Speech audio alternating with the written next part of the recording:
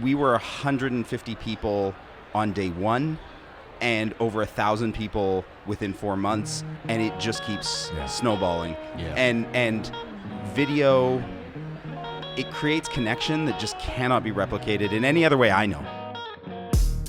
You are listening to the 10-4 at R4 podcast, recorded live at RE/MAX R4 2020 from the MGM Grand Hotel and Casino in Las Vegas.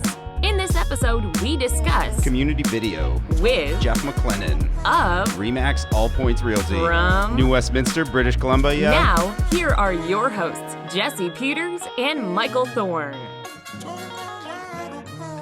Welcome to the 10-4 at R4 podcast. I'm Michael Thorne of RE/MAX Lifestyles Realty in Langley, BC, and in the co-host chair, Jesse Peters from RE/MAX Executives, Winnipeg, Manitoba, Canada. And our guest is the Geoff McLennan from RE/MAX in New Westminster. Now, Geoff, this is a 10-minute podcast. You're familiar with the podcast format. I know you are. We don't have a whole lot of time for small talk. We're going to jump right into it.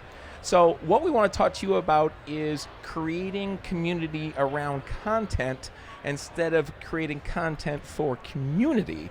And we were off the air and you kind of had an analogy, an acting analogy, whether you're going to create that from the outside or from the inside. And you've gone the opposite way that most people go. Sure, yeah. I mean, what we were talking about off the air was mostly to do with, you were talking about your page and how the page lived, your community page lived, and then video was something that was added to it later. Exactly. As opposed to me, where I was creating video and trying to figure out a way to deliver that video to more people, which is where the community group that I run, where that was born. And in this example, we were talking about Eat New West. You create a lot of different content on a lot of different platforms. It's a web show, or what do you want to call it, where you go around and you eat food in New Westminster, BC. And so you were creating content, but then that engagement and the conversation and all those things that deepen the content weren't happening. So you created a closed Facebook group. Yep. And it's taken off from there, but I think there's a whole lot more value in the conversation that happens in, like, as the result of the content you're creating. That is what makes it super, super special. So talk about how different it is to have a community around a piece of video content than just a piece of video content on YouTube that someone would consume and then not interact any further with. It's very different because we throw down our videos on YouTube. Like, they do live on YouTube as well as in the group. YouTube, it's a place of discovery. Myself and another agent, Jeremy Rae, we make these things. And in the group, on the other hand, I mean, it's taken on a life of its own. If Jeremy and I stopped making videos, it would just keep going. Like, it has become its own giant beast that we've completely lost control of. and isn't that amazing too? It's almost like a sourdough starter, to use a food analogy. Like, if you can give it something to hold on to and something that will germinate, then something greater can come of that. And you know what I found very interesting? You and I had a conversation about sort of the philosophy behind New West Eats. It's this idea that if someone walks into one of your open houses in the neighborhood, and they're not ready to make a real estate transaction right now, but they're interested in the cool new restaurants that are in their marketplace to become part of the group, then you become top of mind and forefront for them over the next 2 or 3 years until they finally make a decision and they feel like they know you now. 100%. One of the big things is we wanted to dig out a space to live in the community, to really be a part of the community, not just from a real estate perspective. And I do not push real estate in the group ever. And this is maybe inside out, outside in talk as well. I never promote that I'm a realtor. Everywhere I am a realtor, I promote Eat New West. If I'm at an open house, I have an Eat New West sheet of here are the top 10 restaurants recommended by Eat New West. If I send out a sold card, front is sold, back is here's the latest video, go check it out. If you're moving to New West or if you're not a part of it, get involved. Any newsletter, it's everywhere, because love that. There are 2,400 people in this group, and I really want them to know I'm a realtor, but I also don't want to poison the well. Yes. Sure. Yeah.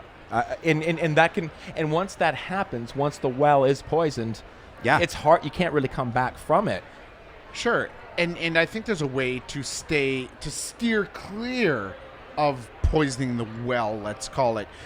What I was fascinated about is you also created this stemming from a passion and interest beyond real estate, food being one, New Westminster being the other, and hearing from your earlier talks, something longevity that, when people say Geoff McLennan, hey, foodie, champion of, community, because that was something that was generational in your family. Your dad was in real estate, your grandpa was a car salesman, but now when they pass by Geoff, like I say, they have something in common already, perhaps a food restaurant, or they know someone, and real estate isn't even the primary. You didn't create this group as a primary to generate leads, did you? No, it was more, the original thought was, all these like real estate trainers, they talk about how we're supposed to reach out to our past clients like 33 times in a year. I'm never going to do that. So one of my big thoughts with this group, other than providing a service to the community and trying to elevate restaurants, was how can they feel like I'm reaching out 33 times a year? In my head, one of the secondary benefits was past client sphere staying in their lives. Yeah. That was a big part of creating the group. What I wasn't ready for is when I get leads, like so far in the last 2 months, I've done 5 deals from members of Eat New West who I had never met before I did the group. And they didn't call any other realtor. Yeah. And when I got there, the first thing they wanted to do was, we'll talk about real estate, but here's my favorite restaurant. What are your thoughts on that restaurant? Can we talk about that? And I mean, if I can spend half an hour just having a real human conversation before we get into real estate, that's the most valuable thing in the world. Right? And that's the connecting side of it. The know, like, and trust gets established on another level. You want to create Eat New West. You're not a foodie. You don't like food. You don't like going to restaurants, but you think it's a great strategy to grow your business. And then when you go and meet a client, you're forced to talk about food for a half an hour before you get to the listing presentation. Doesn't work. No, I'm not saying everybody should go out and create their city foodie page, but it applies to whatever you're passionate about. Exactly. Like I had a realtor reach out to me saying he wanted to do it, but with sports. And he's going out and talking to coaches in the community, specifically kids sports, of what do parents need to know about the programs, when is sign up, what are you looking for, what should you be talking about with your kids. And every week he's talking to a coach in his community. This would not be this would not succeed for me. It's not my jam. Yeah. But for him, I think that the formula is it has to be connected to your specific community that you work. And I think you need to look for something where you can bring value to them and elevate what they're doing. And a big part of Eat New West was most restaurants fail. Yeah. And we don't promote the big, huge restaurants in town. We promote the little mom and pop shops. And these are people who are maybe not business people. They're making an amazing product, but they don't know how to promote themselves. Yeah, they're certainly, if they're not business people, they're certainly not, they might be business people because they own a restaurant, but they're certainly not marketers all the time. Most of them are not. Yeah. Okay, let's talk about the power. Last question for you is the power of video inside a group like this. You told me a story about someone who you gave the roadmap to. Yes. And it was followed line by line by line except for. So go ahead and tell that story. Yeah, I mean, I won't get into it because we don't have time, but I've probably got a 10-step plan of how do you launch this. Yeah. And people reach out to me all the time saying like, hey, I want to do this. And I will give them everything. So many people help me do it. It's not all like, it's a sharing community. Somebody reached out and wanted to do one of these type groups, and they have done every single thing except the video part. And they are struggling to pass 200 people, where we were 150 people on day one and over 1,000 people within 4 months, and it just keeps snowballing. Yeah. And video, it creates connection that just cannot be replicated in any other way I know. Yeah, absolutely. Awesome. Now it's time for the R4 Rapid 4. All right, Geoff, before the podcast started, you rolled the dice 4 times. You didn't even ask why. You just rolled the dice. Jesse's holding in his hand 10 nonsensical, silly questions that we would like to have you answer. All right. Number 7. How long would you last in a zombie apocalypse? 27 days. Oh, That's correct. Almost a month? Yeah. what would 27 happen? days. Would you like just give in, or do you think they would get you? So I'm not going to lie. Me and like 4 other realtors at our office have had like 3-hour-long versions of this conversation. Love it. He came prepared. Yeah. And Sure, I think about it. my move is we need to get on a boat. And we need to pack a bunch of food and get out of the city as quickly as possible. My problem is I'm not a forager or a hunter. And, there's not a lot of salesmen in Walking Dead. So- Yeah, you're right. They're never Fair. Number 5. In 40 years, what will people be nostalgic for? In 40 years, what smartphones. Good one. Number 9.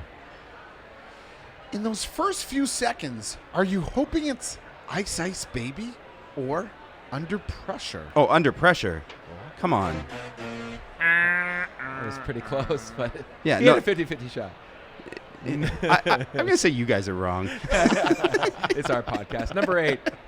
If animals could talk, which would be the rudest? Cats, right? It's not. Yes! It's not the first time we've heard that answer so far. And that brings us to the end of this episode of the 10-4 at R4 podcast with our guest, Geoff McLennan.